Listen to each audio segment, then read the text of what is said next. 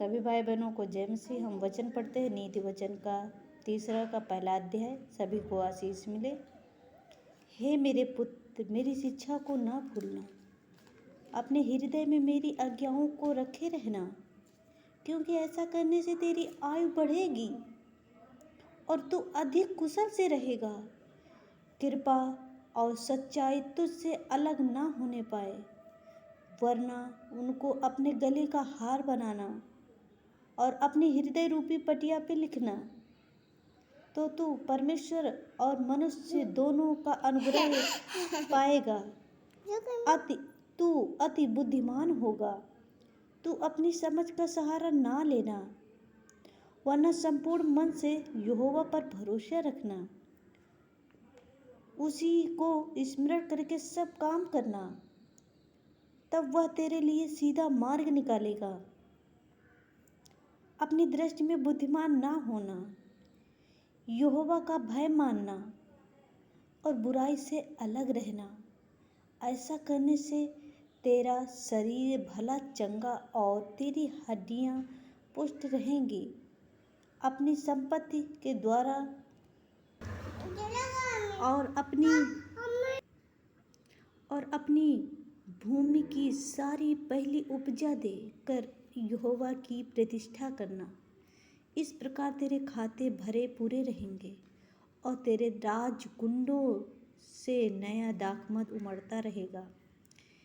हे मेरे पुत्र, यहोवा की शिक्षा से मुंह ना मोड़ना, और जब वह तुझे डांटे तब तू बुरा ना मानना, क्योंकि यहोवा जिससे प्रेम रखता है उसको डांटता है, जैसे कि बाप उस बेटे को जिससे वह अधिक चाहता है।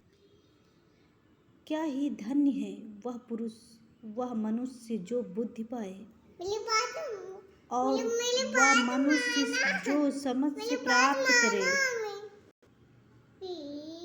क्योंकि बुद्धि की प्राप्ति चांदी की प्रीति से बड़ी है, और उसका लाभ चोखे सोने के लाभ से भी उत्तम है।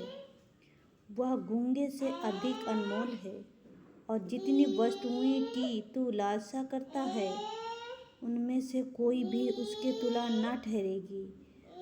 उसके दाहिने हाथ में द्रयुग और उसके बाएं हाथ में धन और महिमा है। उसके मार्ग आनंददायक हैं और उसके सब मार्ग कुशल के हैं। जो बुद्धि को ग्रहण कर लेते हैं, उसके लिए वह जीवन का वृक्ष बनाती है, और जो उसको पकड़े रहते हैं वह धन्य है। यहोवा ने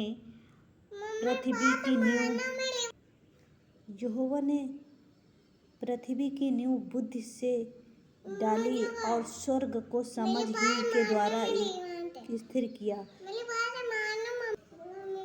उसी के ज्ञान के द्वारा गहरे सागर फूट निकले और आकाश मंडल से ओस टपकती है।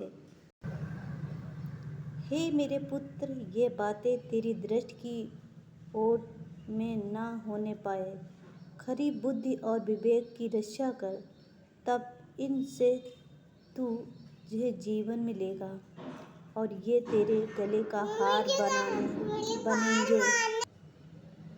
तब तू अपने मार्ग पर निडर चलेगा और तेरे पाँव में ठेस ना लगेगी। जब तू लेटेगा तब भय ना खाएगा, जब तू लेटेगा तब सुख की नींद आएगी। अचानक आने वाले भय से ना डरना, और जब दुष्टों पर विपत्ति आ पड़े तब तू घबराना ना, क्योंकि यहोवा तुझसे सहारा दिया करेगा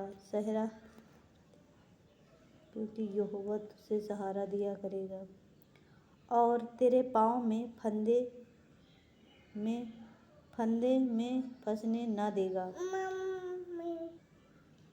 जिनका भला करना चाहिए, यदि तुझ में शक्ति रहे तो उनका भला करने से ना रोकना। यदि तेरे पास देने को कुछ हो तो अपने पड़ोसी से ना कहना कि जा कल फिर आना, कल मैं तुझे दूंगा। तब तेरा पड़ोसी तेरे पास बेखटके रहता है तब उसके विरोध बुरी युक्ति न बांधना।